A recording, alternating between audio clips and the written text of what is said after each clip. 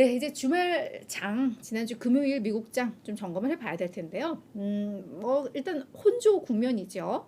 나스닥 지수와 S&P 500 지수는 뭐 강보합권으로 마감을 했습니다. 나스닥 지수는 0.6% 하락을 하면서 그냥 혼조 국면이긴 한데 그냥 이 체감은 그냥 약세장이었던 느낌이 조금 더 있는 것 같아요. 워낙에 지금 이 긴축 공포가 되살아나면서 시장이 약간의 그런 부담을 계속 느끼면서 가고 있는 그런 국면이기 때문에 이렇게 뭐 낙폭이 크지 않았더라도, 그리고 뭐 일부 지수는 오르고 일부 지수는 내렸더라도 그냥 어떤 심리나 어떤 분위기 흐름, 이거는 약간 약세 우위의 장이 최근에 이어지고 있는 거는 좀 맞는 것 같은데요. 실제로 주간 기준으로 좀 본다면 모두가 다 하락세로 돌아섰죠. 특히나 이 나스닥 지수 같은 경우에는 5주 연속 계속해서 오르다가 이제 6주 만에 하락세로 돌아선 것인데, 워낙에 상승폭이 컸던 지수인 만큼 하락을 할 때에도 하락폭은 좀 크게 나타나 있는 그런 상황입니다. 계속해서 말씀드리듯이 뭐 긴축 공포가 또다시 살아나고 있다 말씀을 드렸는데요. 금요일장도 비슷했습니다. 미시간대에서 집계하는 1년 기대 인플레 발표가 나왔는데요. 전년 동기 대비해서 4.2% 상승한 것으로 나타났습니다.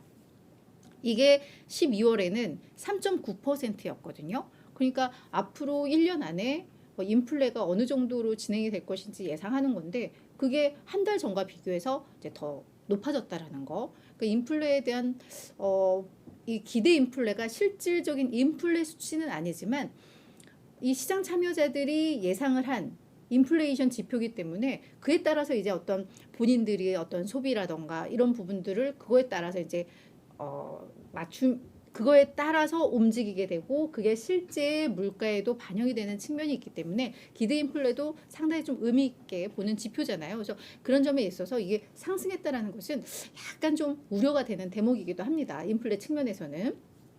여기에다가 국제유가도 2.1% 상승을 했는데요. 지난주에만 약 8% 넘게 유가가 상승을 했습니다. 유가가 오른다는 건 또다시 물가 압력, 물가 부담을 높인다는 측면이 있는데, 금요일 날에는 국제유가가 상승을 할 만한 이벤트가 하나가 있었죠.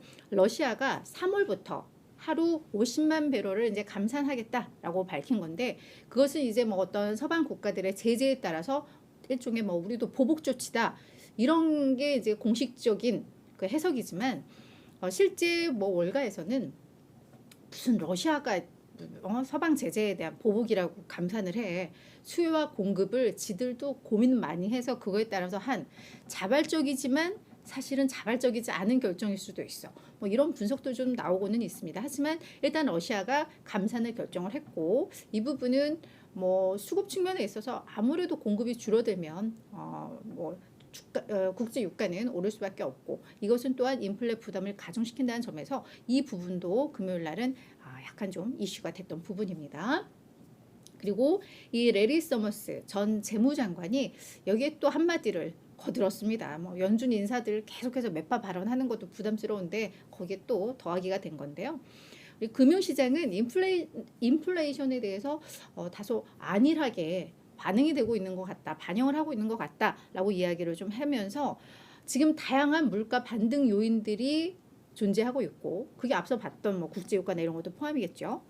그렇기 때문에 추가적인 인플레 둔화는 당분간 좀 어려워 보인다라고 또 멘트를 했습니다. 그래서 이런 점들이 다 맞물리면서 여전히 긴축 공포 진행형이었다, 이렇게 좀 정리를 해볼 수가 있을 것 같습니다. 자, 오늘 월요일이니까 이번 주 주요 일정들 또 점검을 해봐야 될 텐데요. 이번 주도 결국 물가의 한 주가 될 것 같습니다.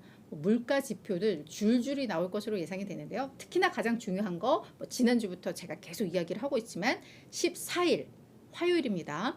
이때 1월 소비자 물가지수 CPI가 발표가 됩니다. 이게 결국은 이번 주 한 주 증시의 향방을 가를 주요한 지표다라고 보시면 될 것 같은데요.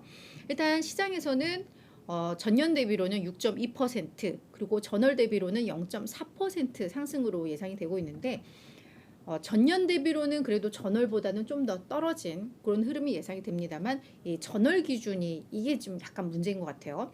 사실 12월에도 이게 전월 대비가 마이너스 0.1이었잖아요. 그러면서 이제 뭐 역시 물가에 대한 이 압박이 좀 완화됐다라고 했는데, 이게 또 조정이 되면서 플러스 0.1로 좀 조정이 됐거든요. 여기에 이제 이 0.4가 나온다면은 결국 이제 물가에 대한 우려가 다시 한번 또 커질 수 있는 뭐 그런 대목이라는 점에서 1월 CPI가 이번 주 증시의 가장 중요한 이슈가 될 것 같고요.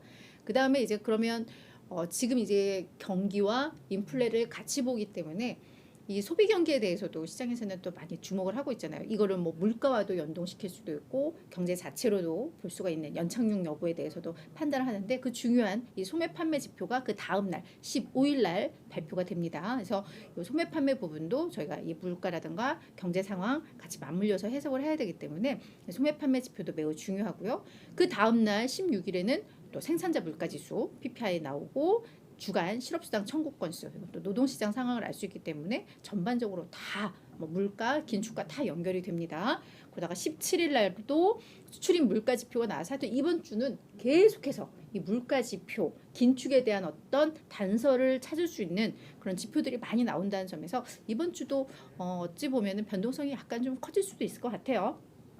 그리고 기업 실적들 같은 경우에는 뭐 코카콜라, 에어비앤비, 바이오젠, 앨범알 뭐 이런 기업들, 디어도 있네요. 디어 이런 기업들 꽤 굵직한 기업들도 이제 실적 발표를 할 것 같습니다. 이제는 뭐 거의 정점은 찍었고 실적 시즌은 이제 거의 뭐요 마무리 국면으로 진입하고 있는데 앞서서도 봤지만 실적에 따라서 주가 변동성이 좀 커지고 있는 뭐 그런 대목이기 때문에 이 기업들의 실적도 잘 볼 필요가 있을 것 같습니다.